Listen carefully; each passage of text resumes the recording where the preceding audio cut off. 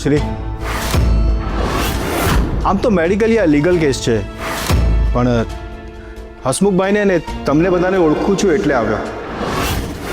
Thank you doctor સાહેબ. પણ ભૂપેન્દ્રભાઈ, બીજી વાર આ શક્ય નહીં બને. અને એક વાત કહું ને તો કંકુને કોઈ માનસિક બીમારી છે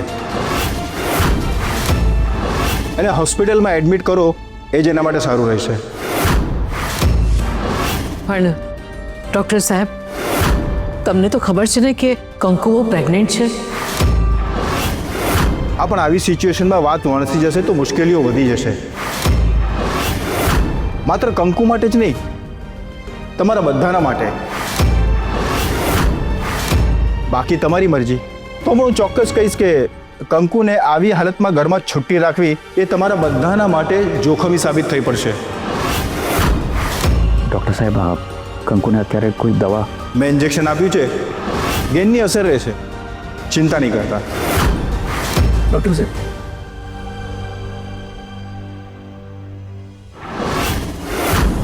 શ્રી, કંકુ પ્રેગ્નન્ટ છે, આવી હાલતમાં મેન્ટલ હોસ્પિટલમાં? ના ના, મારું મન નથી માનતું. મને યોગ્ય નથી લાગતું આ બધું. આપણી કંકુઓએ કોઈ સાથે કંઈ જ ખરાબ નથી કર્યું, કોઈનું અહિત પણ ક્યારેય નથી વિચાર્યું.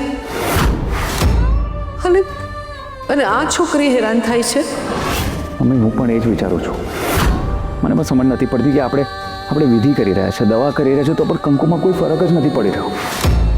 આજે ગુલાબબેને આપણી કંકુઓને પાછા બચાવી લીધા, એ પણ એમના જીવના જોખમે. જો એમને કંઈ થઈ ગયું હોત તો?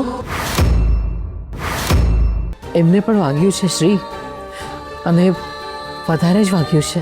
મમ્મી, તો હું એમને જોઈ આવું છું. તમે કંકુ પાસે રહેશો? તમને બીક નહીં લાગતી હોય તો? શ્રી, બેટા કેવી વાત કરે છે? આ મારા ઘરની સભ્ય છે, મારી દીકરી છે. મને એની બીક કઈ રીતે લાગે?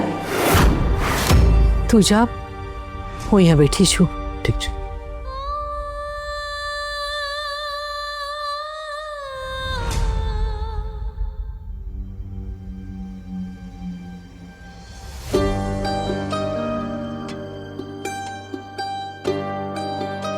લાવો, હું કરી દઉં. અરે પણ લાવો.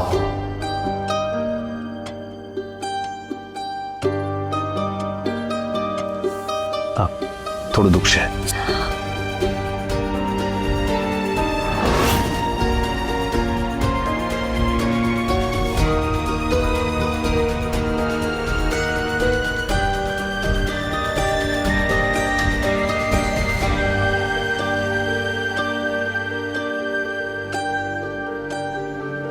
થોડુંક, બસ થોડુંક. એક મિનિટ.